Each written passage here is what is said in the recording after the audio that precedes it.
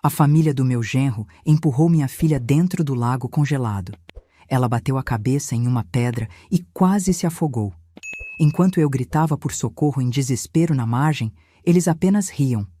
"É só uma brincadeira, ela sabe nadar", gritavam enquanto entravam no carro. Quando a ambulância levou Sofia inconsciente, peguei meu telefone e liguei para meu irmão mais velho. "Isaac, eles estão voltando para casa agora", sussurrei. "Faça o que você faz de melhor." Mas antes de continuar, confira se você já está inscrito no canal e escreva nos comentários de onde você está assistindo este vídeo. Adoramos saber até onde nossas histórias estão chegando. O dia havia começado como qualquer outro sábado de inverno na casa de campo dos Mendonça. O lago congelado brilhava sob o sol fraco, como um espelho quebrado refletindo um céu cinzento. O ar estava carregado com o cheiro de pinheiros e da fumaça que saía da lareira da casa principal. Sentei-me na varanda, afastada da mesa onde minha filha Sofia servia drinks para o marido, Eduardo, e o sogro, Ricardo Mendonça. Observava seus movimentos nervosos, o jeito como ela forçava sorrisos às piadas sem graça que eles faziam. 28 anos, e minha filha ainda agia como uma criança desesperada por aprovação. Meu coração doía ao ver aquilo. A propriedade dos Mendonça era impressionante, não posso negar. Uma mansão de madeira escura com enormes janelas que davam para o lago, jardins impecáveis onde nenhuma folha tinha permissão de cair fora do lugar. Tudo ali gritava dinheiro e poder, mas não havia calor. Como o sol daquela tarde, brilhava, mas não aquecia. Só vim porque Sofia insistiu. "Mãe, por favor, é importante para Eduardo que a família esteja reunida." Mas olhando para o rosto satisfeito de Ricardo e para o sorriso cada vez mais embriagado de Eduardo, tudo o que via eram predadores se divertindo. O álcool fluía livremente. A cada gole, Eduardo e Ricardo ficavam mais barulhentos, mais arrogantes, como se o uísque alimentasse não apenas sua embriaguez, mas também uma sensação de impunidade absoluta. Minha filha era apenas mais um objeto bonito na coleção deles. "Por que a Sofiazinha está toda agasalhada?" trovejou Ricardo, apontando para o casaco pesado que minha filha usava. O dia estava gelado, com um vento cortante vindo do lago. "Está frio, Sr. Ricardo", respondeu Sofia timidamente, puxando as mangas do casaco para baixo. "Frio?", zombou Eduardo, imitando o pai. "Na minha época, as mulheres nadavam no gelo e não reclamavam. Essa geração é muito frágil." Algo na forma como eles trocaram olhares fez meu estômago revirar. Era um olhar conspiratório, o tipo que precede algo ruim. "Deixem-na em paz", falei, minha voz soando estranha no silêncio que se seguiu. Eduardo virou-se para mim, os olhos brilhando com malícia. "Dona Luísa, não se preocupe. Estamos apenas nos divertindo, não é, querida?" Sofia assentiu, forçando outro sorriso, mas não estava tudo bem. Nunca esteve. "Vamos testar se você é durona mesmo", declarou Ricardo de repente levantando-se. "Eduardo, me ajude. Vamos levar a Sofia para um mergulho refrescante." "O que vocês estão fazendo?" Levantei-me de um salto, o coração acelerado. "Ricardo, pare com isso. Não tem graça." Eles não me ouviram. Agarraram Sofia pelos braços. Ela ofegou de surpresa, mais em choque do que em medo. No início, ainda achava que era brincadeira. "Eduardo, não! Sogro, me soltem!" Ela gaguejou tentando se afastar, mas seu riso nervoso apenas os encorajava. Arrastaram-na pelo gramado em direção ao pier de madeira. Corri atrás deles, gritando: "Parem agora! Vocês estão bêbados!"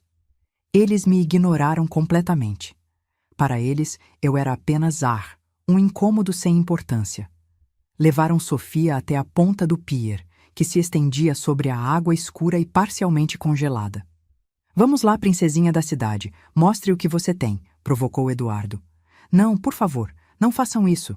O tom de Sofia mudou. Finalmente, ela entendeu que não era uma brincadeira. Corri em direção a eles, tentando puxar Eduardo para longe, mas ele me empurrou com força, quase me derrubando. Naquele instante, com uma última risada arrogante, eles a empurraram. Tudo aconteceu em segundos. O corpo de Sofia, pesado com as roupas, desapareceu sob a superfície com um som abafado. Apenas algumas bolhas subiram no lugar onde ela havia caído. Silêncio. 1, 2, 3 segundos. Um silêncio que rugiu mais alto em meus ouvidos do que qualquer grito. Então, eles caíram na gargalhada, como se tivessem assistido à melhor comédia do mundo. Isso vai acordá-la, disse Ricardo secando lágrimas de riso, mas Sofia não reapareceu. Fiquei paralisada, olhando fixamente para a água escura. Finalmente, ela emergiu por um breve momento. Seu rosto estava pálido, contorcido. Um fio de sangue escorria de sua têmpora, escuro contra a pele molhada. Seus olhos estavam vazios, desfocados. Ela não gritou, não lutou. Apenas olhou para o nada antes de afundar novamente. Foi então que gritei. Um grito animalesco que rasgou minha garganta. Socorro! Ela bateu a cabeça! Está se afogando! Ricardo e Eduardo permaneceram imóveis na margem. Ah, vamos lá, dona Luísa. Eduardo fez um gesto de descaso. Para com o drama. Ela sabe nadar. Chega dessa histeria, acrescentou Ricardo, dirigindo-se ao seu SUV preto. Ela vai sair sozinha. Um pouco de água fria não vai matar ninguém. Eles caminharam tranquilamente até o carro, enquanto eu gritava, incrédula. Aonde vocês vão? Voltem, ela está morrendo. A porta do carro bateu. O motor rugiu. Eduardo abaixou a janela e, ainda sorrindo, gritou. Não estrague nossa noite, sogra. Nos vemos em casa. E partiram, deixando apenas o som das pedras sob os pneus, o zumbido distante do motor, e depois o silêncio, quebrado apenas pelo som da água batendo no pier e meu grito desesperado que morria no ar frio da noite. Olhei para a água e o grito congelou na minha garganta. O mundo se reduziu àquele ponto escuro na superfície do lago e às ondulações que se espalhavam. O pânico deu lugar a um vazio estranho e sobrenatural. Nesse vazio, ouvi o som distante de um motor. Virei a cabeça.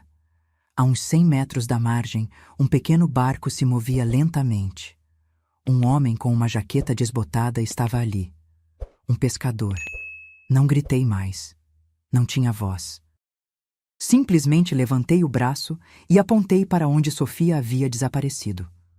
O homem pareceu confuso a princípio, mas logo deve ter notado algo no meu gesto, na minha imobilidade, que comunicou mais do que qualquer grito poderia. Ele virou o barco bruscamente. O motor rugiu e o barco disparou em direção ao pier, deixando um rastro de espuma para trás. Em menos de 1 minuto ele estava ali. O que aconteceu? Gritou. Seu rosto, marcado pelo tempo, estava sério e alerta. Não consegui responder. Apenas apontei para a água novamente. Alguém caiu? Perguntou ele rapidamente. Finalmente conseguia sentir. Ele não fez mais perguntas. Desligou o motor, pegou um gancho longo e começou a sondar as águas escuras. Observei seus movimentos, precisos, deliberados. Ele conhecia aquele lago, sabia o que fazer. E eu, que havia vivido quase 60 anos e enfrentado tantas adversidades, estava naquele momento tão indefesa quanto uma criança. Ele fisgou algo com o gancho. Vi um lampejo de tecido embaixo d'água. O homem se debruçou sobre a borda, arriscando cair, e puxou com um esforço imenso. Enquanto trazia Sofia para dentro do barco, vi seu rosto azulado, sem vida. Naquele momento, algo se quebrou dentro de mim. Não foi como gelo derretendo, foi como gelo se estilhaçando em 1000 pedaços afiados. Peguei meu celular. Meus dedos não obedeciam, mas os forcei a discar 192. Emergência. Ambulância. Falei de maneira clara e calma com o atendente, dando o endereço da casa de campo e instruções para chegar ao lago. Minha voz soava estranha, mecânica. Eu não estava chorando. Enquanto o pescador fazia ressuscitação cardiopulmonar em seu barco, eu dava instruções aos paramédicos da margem. Imagens passavam pela minha mente como um filme. Sofia, aos 5 anos, chorando com o joelho machucado nos meus braços, na primeira série, orgulhosa com seu primeiro buquê, na formatura, girando feliz em seu vestido simples, e no dia do casamento, olhando para Eduardo com tanta esperança que quase gritei: "Não faça isso, meu amor. Eles vão te destruir." Mas fiquei em silêncio naquele dia. Fiquei em silêncio durante todos esses anos por causa da frágil felicidade dela. Sorri para aquelas pessoas, apertei suas mãos, sentei-me à mesa deles e engoli suas piadas venenosas como um remédio amargo. Que idiota eu fui! A ambulância chegou rapidamente.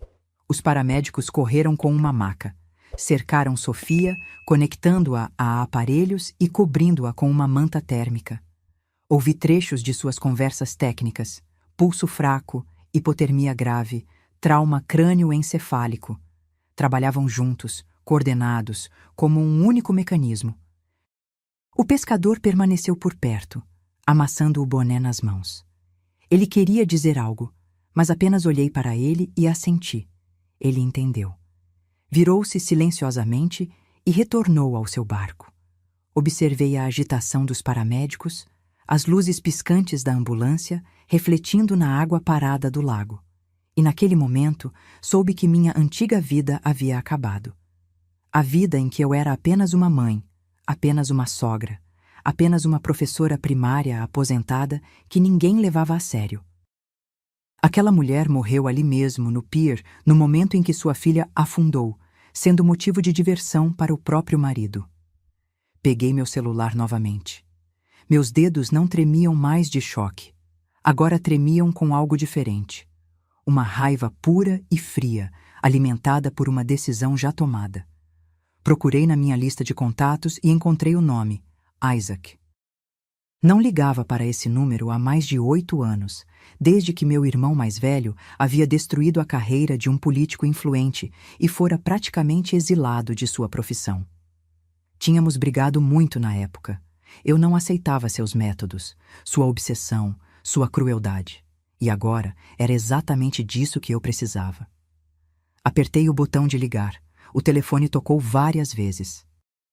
Tinha certeza de que ele não atenderia ou que havia trocado de número, mas na 4ª chamada, sua voz grave respondeu: "Quem é?" Ele não reconheceu meu número. "Isaac, sou eu, Luísa." Minha voz saiu baixa, quase um sussurro. Não queria que os paramédicos me ouvissem. Aquela não era uma conversa para eles. Um silêncio pesado tomou conta da linha. Quase pude sentir seu corpo se endireitando, sua mente começando a trabalhar. Ele não perguntou o que aconteceu. Isaac nunca perdeu tempo com perguntas desnecessárias. "Estou ouvindo, irmãzinha", disse ele finalmente. Olhei para a estrada por onde o SUV dos Mendonça havia partido minutos antes. Provavelmente já estavam chegando em casa, com música alta, rindo e ansiosos por uma noite confortável. Ainda não sabiam que seu mundo confortável já estava desmoronando. "Eles estão indo para casa agora", sussurrei ao telefone. "Faça o que você faz de melhor." Não esperei resposta. Simplesmente desliguei. A decisão estava tomada. Todas as pontes estavam queimadas. As regras antigas não existiam mais. Os paramédicos fecharam as portas da ambulância. A sirene soou e o veículo acelerou, levando minha filha. Permaneci de pé na margem daquele lago escuro sob o crepúsculo que se aprofundava. E pela primeira vez em muitos anos não senti medo, mas uma calma estranha e assustadora. A calma de quem acabou de acionar um mecanismo irreversível. Chamei um táxi. Ele chegou rápido. Um carro velho que cheirava a cigarro e desodorante barato. O motorista, um senhor grisalho, olhou para mim preocupado pelo retrovisor. Eu devia estar com uma aparência terrível, minhas roupas manchadas de lama, meu rosto uma máscara cinza. Ele tentou puxar conversa, perguntando se estava tudo bem, mas permanecia em silêncio. Todas as palavras haviam ficado na margem do lago. Durante todo o trajeto até o hospital, olhei pela janela para as luzes que passavam, mas não as via. Na minha cabeça, com uma clareza fria e distante, outra cena se desenrolava. uma visão do que estaria acontecendo na casa dos Mendonça naquele exato momento. Quase podia ver o SUV preto passando pelo portão automático da mansão imponente. Ricardo saindo primeiro, com sua postura autoritária. Eduardo logo atrás, ainda sorrindo, cheio de arrogância embriagada. Entrando no hall amplo e sem vida, que cheirava a colônia cara e produtos de limpeza. Seus passos ecoando no silêncio. Não estavam preocupados. Por que estariam? Sofia era forte, saudável, sabia nadar. Tinha apenas tomado um banho gelado. Estava assustada, nada mais. E a sogra estava sempre exagerando. Imaginei Eduardo se servindo de mais um uísque, jogando gelo no copo. O gelo tilintando contra o vidro, enquanto ele e o pai mergulhavam em seu mundo onde tudo era medido por dinheiro e poder. O que acontecera uma hora antes no lago era apenas um pequeno incômodo, um interlúdio desagradável já quase esquecido. Afinal, eles estavam acima das consequências. O táxi chegou ao hospital. Paguei a corrida e entrei no pronto-socorro. O cheiro de desinfetante e sofrimento me envolveu como um cobertor pesado. Identifiquei-me no balcão. Sou a mãe de Sofia Mendonça. Ela acabou de chegar de ambulância. A recepcionista digitou algo no computador. Ela está na emergência. O médico virá falar com você assim que possível. Por favor, aguarde na sala de espera. Sentei-me numa cadeira de plástico dura. As horas se arrastaram. Pessoas choravam, crianças tossiam, enfermeiras passavam apressadas. Eu permanecia imóvel, como uma estátua. Finalmente, um médico saiu. Jovem, com olheiras profundas. Senhora Almeida? Levantei-me. Sua filha está estável, mas o quadro é grave. Concussão, hipotermia, água nos pulmões, mas ela vai sobreviver. Ela vai sobreviver. Essas palavras não me trouxeram alívio. Trouxeram certeza. A certeza de que eu estava fazendo o certo. Posso vê-la? Apenas por 5 minutos. Ela está na UTI. Segui-o por um corredor branco e estéril. Sofia estava lá, cercada por cabos e tubos, pálida e pequena numa enorme cama de hospital. Máquinas respiravam e viviam por ela. Uma bandagem envolvia sua cabeça, manchada de vermelho escuro. Olhei para ela e não senti nada, além de um peso frio. O amor não havia desaparecido. Apenas recuado, dando lugar a algo mais primitivo e poderoso. O instinto de proteger a cria a qualquer custo. Quando voltei ao corredor, uma surpresa me aguardava. Senhora Almeida? Chamou-me uma enfermeira. A senhora recebeu uma entrega. Ela apontou para um enorme arranjo de flores brancas. O aroma adocicado e sufocante enchia todo o corredor. Um envelope estava encaixado entre as flores. Sabia de quem era antes mesmo de abri-lo. Peguei o envelope. Dentro, em papel caro e texturizado, uma única frase escrita em caligrafia elaborada. Querida, não vamos deixar que o drama da sua mãe estrague nossa diversão. Li e reli. Nenhum músculo se moveu no meu rosto. Dobrei o bilhete cuidadosamente e o coloquei no bolso. Aquilo não era um pedido de desculpas. Era uma declaração de guerra. Eles não só não estavam arrependidos, como sequer entendiam a gravidade do que haviam feito. Ainda achavam que tudo não passava de um teatro, uma encenação minha. Ainda se viam como os diretores do espetáculo. Não sabiam que eu já havia mudado o roteiro. E na minha versão desta peça, eles interpretariam papéis completamente diferentes. Virei-me para a enfermeira. Por favor, jogue isso fora, disse, apontando para as flores. Minha filha é alérgica. A enfermeira olhou para mim confusa, depois para o arranjo luxuoso, depois para mim novamente. Piedade e incompreensão se misturavam em seu olhar. Ela provavelmente pensou que eu estava transtornada pela dor. Assentiu e se afastou, e eu fiquei no corredor que sem aquele buquê ostensivo agora parecia ainda mais cinza e impessoal. Passei a noite no hospital, sentada numa cadeira desconfortável do lado de fora da UTI. Não dormi. Olhei fixamente para a porta branca, atrás da qual minha filha lutava pela vida, e planejei. Mas esses não eram os pensamentos que uma mãe normalmente teria em tal situação. Não rezei, não chorei, não revivi os acontecimentos em minha mente. Planejei. Sabia que Isaac já estava trabalhando. Conhecia meu irmão. Meu breve telefonema não foi apenas um pedido de ajuda, mas um sinal. Um sinal que ele esperara por todos aqueles anos de obscuridade, sem saber. Isaac era como um cão de caça, acorrentado por tempo demais. No passado, fora um dos melhores jornalistas investigativos do país. Ele enxergava através das pessoas, farejava mentiras como um predador fareja sangue. Sabia encontrar evidências que outros nem ousariam procurar. Mas seus métodos eram duros demais, imprudentes demais para o mundo polido do jornalismo tradicional. Ele não seguia regras, expunha feridas sem se importar com quem respingasse o pus. E um dia mexeu com a pessoa errada. Sua carreira foi destruída.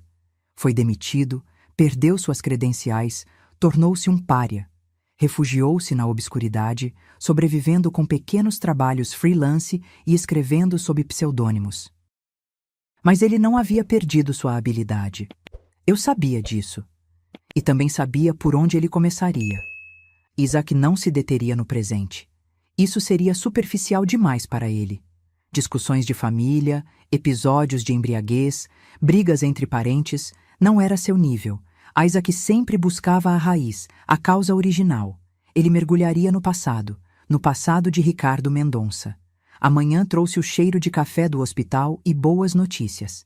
Sofia foi transferida para um quarto normal. Estava consciente novamente. O médico disse que era um milagre.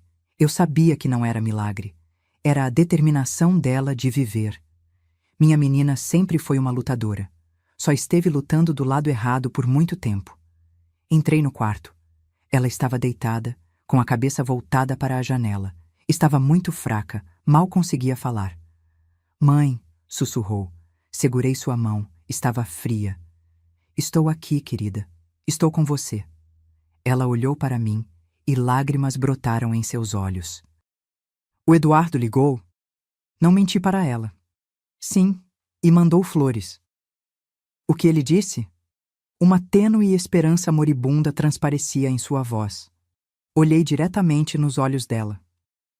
Ele disse que eu estava sendo dramática. Ela não respondeu.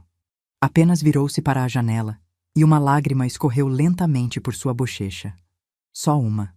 Naquela única lágrima havia mais dor e desilusão do que em qualquer grito. Naquele momento, soube que ela também estava começando a enxergar. A água gelada do lago havia lavado o véu que ela usava há anos. O telefone tocou à tarde, quando eu tinha saído para tomar um pouco de ar no jardim do hospital. Era um número desconhecido. Sim, é Luísa. A voz de Isaac estava rouca e cansada. Ele não tinha dormido a noite toda. Eu sabia pelo jeito como ele pronunciava as palavras, como se estivesse rolando pedras na boca. Tenho algo para você. Ele não fez rodeios, foi direto ao ponto. Encontrei alguns arquivos antigos de 15 anos atrás. Mesmo lago, outro barco. Ricardo Mendonça e seu sócio na época, um homem chamado Carlos Vieira. Eles foram pescar. Apenas Mendonça retornou. Escutei, e o frio que se instalara em mim na margem do lago intensificou-se. Ele alegou que Vieira estava bêbado, caiu e bateu a cabeça no casco do barco. Um acidente. O caso foi encerrado depois de uma semana, continuou Isaac. Rápido demais para uma história como aquela. Localizei o detetive responsável pelo caso, Augusto Meirelles. Está aposentado agora e cria cavalos no interior. O velho lutou comigo por muito tempo, disse Isaac. Mas eu sei ser persuasivo. Eu sabia o que ele queria dizer. Sua persuasão podia ser devastadora. Meirelles cedeu. Disse que sofreu forte pressão de cima. Trouxeram-lhe um envelope cheio de dinheiro e uma foto da filha, que cursava medicina, e ele assinou o arquivamento. O quadro que se formava era macabro, feio, mas perturbadoramente lógico. Mas isso não é tudo, disse Isaac. Vieira tinha um filho. Ele tinha cerca de 12 anos na época. Não tinham contato. O pai havia abandonado a família. Encontrei-o. Agora trabalha como mecânico em Sorocaba. Ele odeia o pai, mas guardou algumas coisas dele, incluindo cartas. Cartas que Vieira escreveu para a irmã pouco antes de morrer. Nelas, deixou claro que Mendonça o havia fraudado em diversos negócios. Ele planejava denunciar tudo ao Ministério Público. Uma semana depois dessa carta, ele acidentalmente se afogou. Fechei os olhos. A vaga e inexplicável ansiedade que senti durante todos esses anos perto dos Mendonça, a preocupação que todos, inclusive Sofia, atribuíam à minha natureza excessivamente cautelosa, não era ansiedade. Era intuição, um profundo senso animal que me alertava sobre os monstros que viviam ao lado da minha filha. Não fiquei surpresa. Não fiquei chocada. Senti apenas uma confirmação estranha, como se tivesse andado por um quarto escuro a vida toda, esbarrando nos móveis, e alguém finalmente acendesse a luz, revelando que o quarto estava cheio de armadilhas.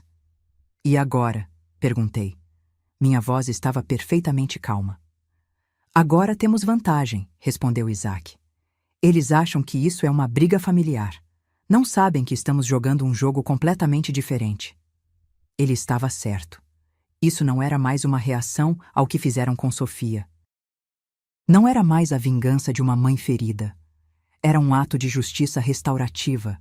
A justiça que havia sido afogada junto com o corpo de Carlos Vieira, naquele mesmo lago 15 anos atrás. Eu estava pronta para ir até o fim. Agora não tinha apenas o direito, mas também as provas. Desliguei o telefone e fiquei sentada no banco do jardim do hospital por um longo tempo. O sol fraco de inverno brilhava através dos galhos das árvores, mas não me aquecia. Olhei para minhas mãos. Elas não tremiam mais. Estavam firmes. Eram as mãos de alguém que sabia exatamente o que fazer a seguir. Os 2 dias seguintes passaram na névoa da rotina hospitalar. Levei sopa caseira para Sofia no quarto, ajudei-a a ir ao banheiro, li livros para ela. Quase não falamos sobre o incidente. Palavras não eram necessárias. Algo novo, frágil, mas genuíno, desenvolveu-se entre nós. Uma compreensão silenciosa. Ela não tentou mais justificar as ações deles. Simplesmente permaneceu calada. E em seu silêncio havia mais condenação do que em todas as minhas palavras. Eduardo parou de ligar. Aparentemente, decidiu dar a Sofia o tratamento do silêncio. Estava esperando que ela se acalmasse e ligasse para ele, como sempre acontecia depois das brigas. Não entendia que desta vez tudo era diferente. Ainda jogava de acordo com suas regras, em seu pequeno mundo confortável, onde era rei. Não sabia que, lá fora, as nuvens de tempestade já estavam se formando. O clímax chegou no 3º dia. Imagino que tenha sido assim. Ricardo Mendonça está sentado em seu vasto escritório, decorado com madeira escura e couro. Sua mesa está em perfeita ordem. Uma caneta cara, um laptop de última geração, vários celulares. Ele lê os relatórios matinais da Bolsa de Valores. Está calmo. Tem a situação sob controle. O incidente familiar com a nora mal o incomoda. Esse é problema do Eduardo. Pequeno, cotidiano, solucionável. Mulheres sempre causam problemas. Basta mostrar firmeza, e elas se arrastam de volta implorando perdão. Nesse momento, um de seus telefones toca, aquele sem identificador de chamadas, a linha para conversas particularmente delicadas. Ele vê quem está ligando e um sorriso satisfeito surge em seu rosto. É um velho amigo, o secretário de Segurança do Estado, Sérgio Monteiro, um homem que ele ajudou a resolver problemas por muitos anos, um homem que lhe deve favores. Sérgio, que prazer! A que devo a honra? Mas do outro lado da linha não houve nenhuma saudação amigável, apenas um tom seco, quase hostil. Ricardo, precisamos conversar urgentemente, e não por telefone. Ricardo franze a testa. Não gosta desse tom. Perturba a ordem natural das coisas. Aconteceu alguma coisa? Aconteceu. Um homem esteve no meu gabinete hoje. Alegou ser jornalista, embora parecesse mais um procurador. muito persistente. Internamente, algo se contrai em Ricardo pela primeira vez, um nódulo frio e desagradável. E o que ele queria? Pergunta, tentando manter a voz indiferente. Queria falar sobre um caso de 15 anos atrás, o caso de um tal Carlos Vieira. Fez perguntas muito desagradáveis sobre o barco, sobre o dinheiro, sobre sua discussão com ele na noite anterior à morte. Ele sabia detalhes que só 3 pessoas poderiam saber: você, eu e o falecido delegado Meireles. O escritório, que 1 minuto antes parecia um bastião de seu poder e estabilidade, de repente começa a se fechar sobre ele. O ar fica rarefeito. Ricardo, continua Monteiro, e não há nenhum traço da antiga amizade em sua voz, apenas dureza. Já encobri essa história uma vez. Não farei isso novamente. Minha reputação é mais importante. Sugiro que resolva esse problema rapidamente e garanta que meu nome não apareça associado a isso novamente. Nunca mais. Você me entendeu? E ele desliga. Ricardo Mendonça permanece imóvel. Os números na tela do computador parecem um borrão sem sentido. Ele olha para as próprias mãos, as mesmas que ajudaram a empurrar minha filha na água gelada, e pela primeira vez em muitos anos sente-as começarem a suar. Seu cérebro, acostumado a ameaças corporativas, fiscalizações e processos judiciais, não consegue fazer a conexão imediatamente. Um jornalista qualquer, um caso antigo. Qual era a ligação? Ele chama Eduardo. Eduardo entra cambaleando no escritório, relaxado, com um leve cheiro de perfume caro misturado com álcool. Passou a manhã na academia e depois em um bar, ainda aguardando que Sofia ligasse implorando perdão. O que foi? Pergunta sem interesse. Ricardo encara o filho longamente e em seus olhos vazios e satisfeitos consigo mesmo, vê não seu herdeiro, mas a fonte de todos os seus problemas. Sua sogra, diz ele lenta e deliberadamente.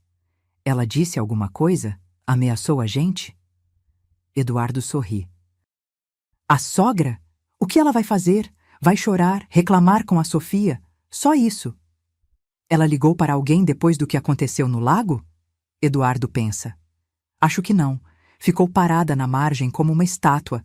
Gritava alguma coisa, mas eu não prestei atenção. E então, Ricardo lentamente percebe, como se veneno tivesse entrado em sua corrente sanguínea. Aquela mulher quieta e insignificante que eles nunca levaram a sério. Minha voz calma e inexpressiva ao telefone quando atendi a ligação de Eduardo. Minha recusa em conversar. Aquilo não era desespero. Era um plano. Ricardo levanta-se de um salto, indo até a janela. Seu mundo, tão sólido, tão inabalável, construído sobre dinheiro, contatos e medo dos outros, começa a tremer. Entende que não se tratava de uma briga familiar, nem mesmo de uma nora quase afogada. Tratava-se do que aconteceu 15 anos atrás no mesmo lago. Alguém havia desenterrado a tumba que ele havia cimentado com tanto cuidado, e ele sabe quem fez isso. Não eu, é claro. Eu apenas dei o sinal. Fiz a ligação que não foi para a polícia ou para a ambulância. Foi para o executor. Ela tem um irmão, diz ele, mais para si mesmo do que para Eduardo. Isaac Almeida, jornalista, ex-jornalista na verdade. Eu tinha me esquecido completamente dele. Eduardo olha para o pai, confuso. Não compreende a dimensão da catástrofe. Ainda pensa na esposa, no inconveniente, na noite arruinada. Mas Ricardo já entendeu tudo. Ele entendeu que a granada que ele mesmo colocou nas minhas mãos já estava sem o pino. E todos esses anos eu estava apenas segurando a alavanca de segurança. Naquele dia no lago, eu a soltei. Ele pega o telefone, começa a ligar para todos os números guardados em sua agenda protegida. Pessoas alimentadas por suas mãos durante anos que lhe deviam sua posição, sua riqueza. Sua voz, normalmente autoritária e calma, racha como gelo fino. Ele exige, ameaça, implora. Tenta acionar o mecanismo habitual, o mecanismo de supressão, o mecanismo de apagar verdades inconvenientes. Mas o mecanismo falha. Do outro lado da linha, houve confusão, uma polidez fria e com frequência cada vez maior, apenas o tom de ocupado. Seu mundo não o obedece mais. As pessoas que haviam rido de suas piadas ontem agora fingem não reconhecer sua voz. O navio começou a afundar e os ratos foram os primeiros a sentir. Não simplesmente correram. Cortaram as cordas que os prendiam a ele para que não fossem arrastados para o fundo. Eduardo fica pálido e perplexo no meio do escritório. Pela primeira vez, vê seu pai, aquele monólito inabalável, completamente fora de controle, e o medo, um medo animal genuíno, começa a invadir sua alma também. De repente, compreende que a brincadeira no lago foi mais do que uma diversão cruel. Foi o gatilho para algo aterrorizante, cuja amplitude ele ainda não consegue compreender. Eu não vi nada disso. Não precisava. Sabia que estava acontecendo. Sentia a distância, como se sente a aproximação de uma tempestade pela mudança na pressão do ar. Mas não senti satisfação. Senti apenas uma calma fria e distante.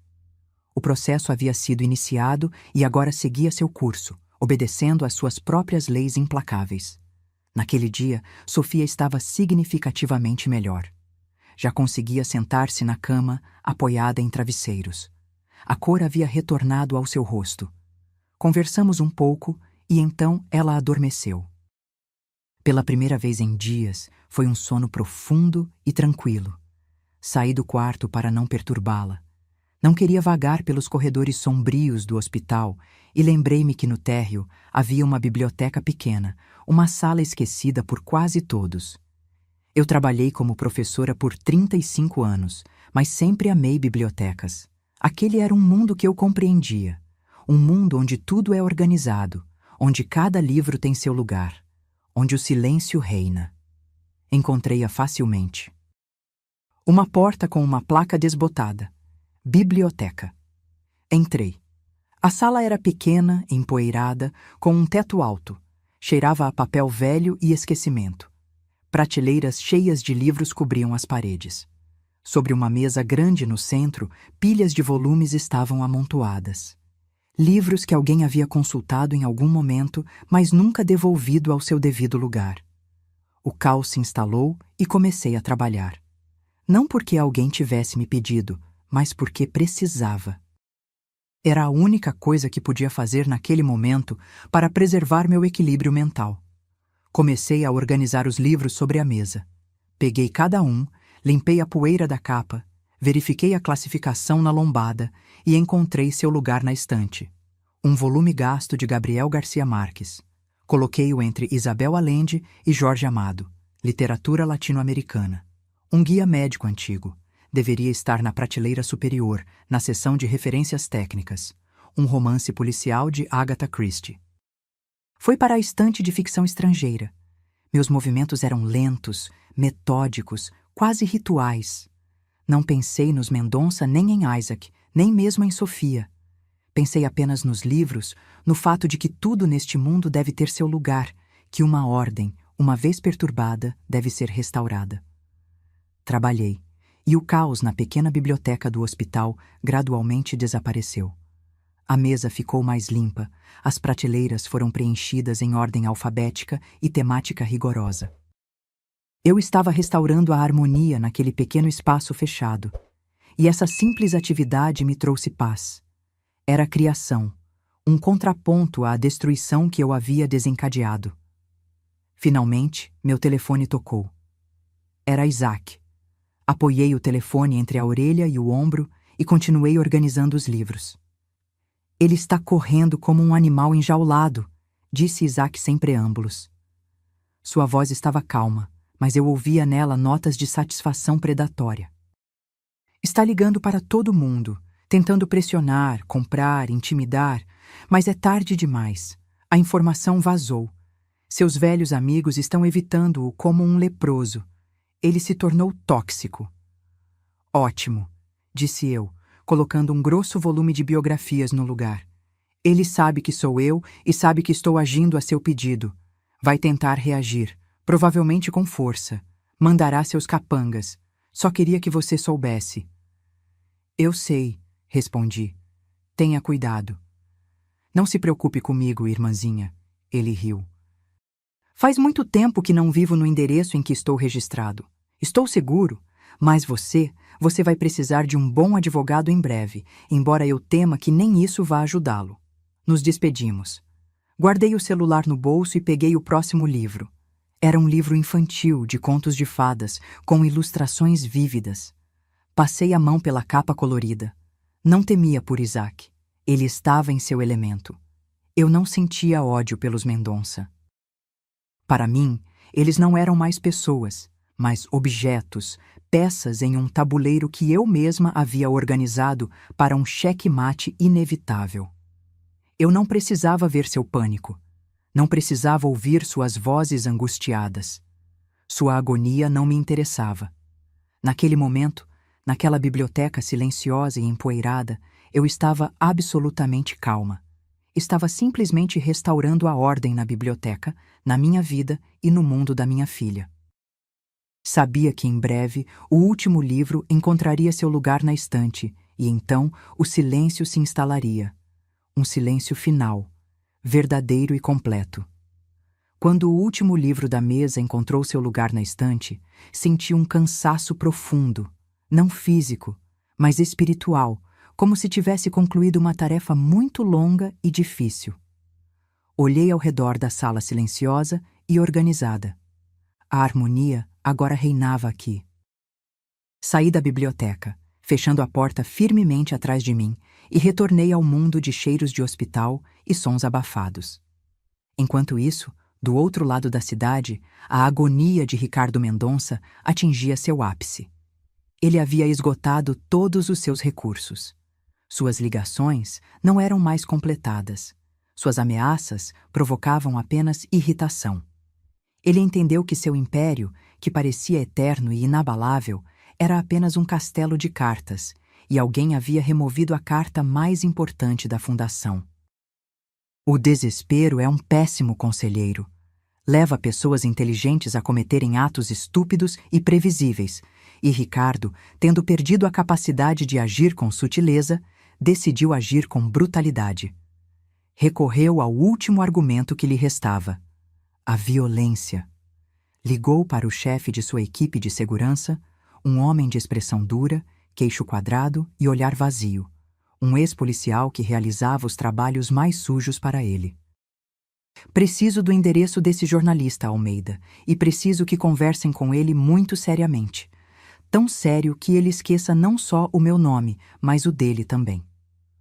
O homem assentiu silenciosamente. Para ele, era um trabalho rotineiro. Encontrar o endereço na cidade não foi difícil, especialmente com acesso a certos bancos de dados. 1 hora depois, 2 carros escuros, sem identificação, entraram no pátio de um antigo condomínio nos arredores da cidade. 4 homens robustos, com jaquetas pretas idênticas, saíram. Entraram no prédio, que cheirava a mofo e umidade, sem pressa, mas com determinação, e subiram até o 4º andar. Foram ao apartamento 412. Uma porta de fórmica descascada, uma campainha enferrujada. Um deles apertou o botão. Em resposta, silêncio. Apertou novamente. Silêncio. Entrem, ordenou o mais velho brevemente. Eles não se preocuparam com a fechadura. Um deles, o maior, recuou alguns passos, correu e arrombou a porta com um estrondo ensurdecedor. Invadiram o apartamento, mas estava vazio. Não estava apenas vazio. Estava abandonado. Uma fina camada de poeira sobre os móveis velhos e quebrados, uma pilha de correspondências não abertas no chão, plantas mortas nas janelas. Era óbvio que ninguém morava ali há muito tempo. Haviam caído em uma armadilha, simples, mas humilhante justamente por sua simplicidade. Enquanto se entreolhavam na penumbra do apartamento deserto, meu irmão Isaac, a poucos quilômetros de distância, em um quarto de hotel anônimo, olhava para a tela de seu laptop. Uma plataforma de blog estava aberta. O texto já havia sido digitado. O título brilhava em letras grandes e impactantes. Afogado 2 vezes no mesmo lago, história de 15 anos de impunidade. Abaixo do título havia um texto conciso e devastador. Fatos, datas, nomes, cópias das cartas de Vieira, transcrições da entrevista secreta com o ex-delegado Meireles gravada em um gravador, o depoimento do pescador que resgatou Sofia, a foto do arranjo de flores com o bilhete anexo e, finalmente, o relato do que aconteceu no lago 3 dias antes. Tudo apresentado com precisão clínica, sem emoção, sem acusação, apenas fatos. Mas a totalidade deles era mais aterradora do que qualquer veredito. Isaac olhou para o relógio. Ele estava esperando este momento. Sabia que viriam atrás dele. Ele mesmo havia plantado a dica através de um de seus informantes. Sabia que a força bruta seria o último movimento desesperado deles, e o usou. Exatamente no momento em que os homens de Ricardo arrombaram a porta de seu antigo apartamento, expondo seus métodos para toda a vizinhança, Isaac moveu o cursor para o botão Publicar. Abaixo do artigo, uma lista de destinatários já estava preparada. Endereços de e-mail de todas as principais agências de notícias do país, redações de todos os canais de TV regionais e nacionais, endereços oficiais do Ministério Público e da Polícia Federal, endereços de influenciadores e figuras públicas importantes. Respirou fundo, expirou e apertou o botão. No segundo seguinte, clicou em Enviar em seu programa de e-mail. Foi isso. O mecanismo foi acionado. O gênio estava fora da garrafa. Nos primeiros minutos, nada aconteceu. Mas então seu celular, que estava ao lado dele na mesa, começou a vibrar. Primeiro uma ligação, depois outra. Então o aparelho vibrou sem parar. Jornalistas farejando sangue se lançaram sobre a presa. A história que Ricardo Mendonça tentou enterrar com tanto cuidado não simplesmente veio à tona. Explodiu. A tentativa de intimidação física, a porta do apartamento arrombada, tudo isso se tornou não uma refutação, mas uma confirmação. Transformou uma reportagem investigativa em uma história policial sensacionalista. A matéria viralizou instantaneamente. Dezenas de sites a divulgaram. Espalhou-se pelas redes sociais. Em poucas horas, o nome Mendonça deixou de ser um símbolo de sucesso e respeitabilidade para se tornar sinônimo de crime e crueldade. Sua última tentativa desesperada de silenciar a verdade apenas a fez gritar mais alto, tão alto que todos podiam ouvir. Queriam apagar uma faísca, mas em vez disso provocaram um incêndio. E agora tudo o que lhes restava era ficar parados observando as chamas consumirem seu mundo. Isaac desligou o celular e o laptop, guardou-os na mochila, levantou-se e foi até a janela. Lá fora, uma cidade indiferente continuava seu ritmo. Seu trabalho estava concluído. Agora, outras forças agiriam de maneira mais ampla e lenta. O aparato estatal, a opinião pública. Ele fizera o que fazia de melhor. Simplesmente contara a história, a verdadeira história. E a verdade, como sabemos, às vezes é mais aterrorizante do que qualquer ficção. 1 mês se passou. Eu estava no meio da sala de estar que até pouco tempo era desconhecida, e agora simplesmente vazia. O ar cheirava a papelão, poeira e despedida. Os raios de sol que entravam pelas janelas sujas desenhavam listras no chão, onde partículas de poeira dançavam. A última caixa estava selada com fita adesiva. Passei a mão sobre ela. Nela, com a letra de Sofia, estava escrito: Livros, cuidado frágil. Minha filha sentou-se no parapeito da janela, abraçando os joelhos. Olhava para a rua, para a vida agitada e indiferente da cidade. Naquele mês, ela havia mudado muito, não externamente. Por fora, ela ainda era a mesma, esbelta, com cabelos claros e olhos grandes e sérios. Mas algo havia desaparecido de seu olhar. O esforço desesperado de agradar a todos havia sumido. O medo havia sumido. Em seu lugar, havia uma sabedoria silenciosa e ligeiramente triste. Ela havia crescido mais naquele mês do que nos últimos 10 anos. Trabalhamos em silêncio, um silêncio aconchegante e reconfortante que só existe entre pessoas muito próximas. Não precisávamos de palavras para nos entender. Cada movimento estava cheio de significado. Ali, embrulhei cuidadosamente sua xícara favorita, e ela assentiu, agradecida. Ali, ela encontrou uma foto antiga nossa no parque, e um leve sorriso surgiu em seus lábios. Não estávamos apenas empacotando coisas. Estávamos limpando os escombros de sua vida passada, separando cuidadosamente o que valia a pena manter do que precisava ser deixado para trás. Naquele mês, o mundo ao nosso redor virou de cabeça para baixo. A história publicada por Isaac teve o efeito de uma bomba. Um processo criminal foi aberto. Primeiro pela tentativa de homicídio de Sofia. Depois, após os depoimentos do ex-delegado e do filho de Vieira, o antigo caso de 15 anos atrás também foi reaberto. Ricardo e Eduardo foram presos. Seus rostos, confusos e incrédulos, foram mostrados em todos os telejornais. Seu império empresarial desmoronou. Sócios se afastaram. Contas foram congeladas. Seu mundo construído sobre medo e dinheiro virou pó. Não acompanhamos de perto. Não lemos as notícias. Não assistimos aos programas de TV que discutiam o caso. Não precisávamos. Nossa guerra terminou no dia em que Isaac apertou o botão publicar. Todo o resto foi apenas consequência. Estávamos interessadas apenas em nossa própria vida, pequena e tranquila. Sofia pediu o divórcio. Foi uma decisão tomada com firmeza, calma, sem lágrimas ou histeria. Eduardo tentou escrever longas cartas para ela da prisão, cheias de remorso e declarações de amor. De repente, lembrou-se do quanto a amava, do quanto precisava dela.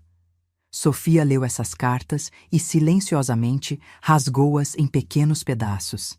Ela não acreditava mais em palavras. A água gelada do lago a ensinou a acreditar apenas em ações. E agora, a última caixa estava fechada.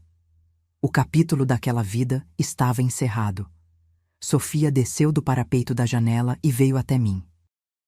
Olhou ao redor, para as paredes vazias, para o chão nu.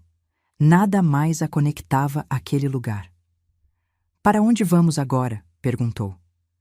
Sua voz era baixa, um pouco incerta, como a de alguém que vagou no escuro por muito tempo e de repente saiu para a luz. Tirei as chaves do bolso em silêncio. Chaves antigas e familiares, com um pequeno pingente em forma de livro que ela me deu há muitos anos. "Comprei de volta nosso antigo apartamento", disse simplesmente. "O apartamento de 2 quartos perto da escola onde eu dava aula, lembra?" Ela olhou para mim e seus olhos se arregalaram. Surpresa os percorreu, depois uma alegria silenciosa e calorosa. O apartamento pequeno, de 2 cômodos no velho prédio de tijolos, com piso de madeira que rangia, teto alto, a grande janela do quarto dela com vista para um jardim tranquilo. Aquele era o lugar onde ela cresceu, o lugar onde tínhamos sido felizes. Eu o vendi quando Sofia se casou para ajudá-los com a entrada desta casa grande e vazia. Arrependi-me todos esses anos. E agora eu tinha nosso lar de volta. Coloquei as chaves na palma da mão dela. "Precisamos reformar, mas as paredes estão firmes, assim como nossas histórias. Acho que temos uma história inacabada. É hora de escrever o final." Ela apertou as chaves na mão e, pela primeira vez em muito tempo, vi um sorriso genuíno em seu rosto. Não um sorriso forçado ou nervoso, mas verdadeiro. Dela. "Sim, mãe", disse ela. "Está na hora." Saímos do apartamento sem olhar para trás. Fechei a porta e deixei a chave na fechadura. Não precisávamos mais dela. Descemos as escadas. Lá fora, um caminhão de mudança nos esperava. Sentei-me ao volante. Sofia sentou-se ao meu lado. Atravessamos a cidade, iluminada pelo sol da tarde. Olhei para a estrada e, pela primeira vez em muitos anos, não senti medo do futuro. Sabia que ficaríamos bem. Minha liberdade não estava na punição dos meus inimigos, nem no fato de finalmente acreditarem em mim. Minha verdadeira liberdade estava sentada ao meu lado agora, olhando pela janela para as casas que passavam, com o céu se refletindo em seus olhos. A liberdade é a segurança da minha filha e a possibilidade simples e tranquila de recomeçar em um pequeno apartamento perto de onde eu costumava ensinar, onde histórias inacabadas e livros não lidos aguardam seu momento. E tínhamos tempo. Uma vida inteira para ler todos eles.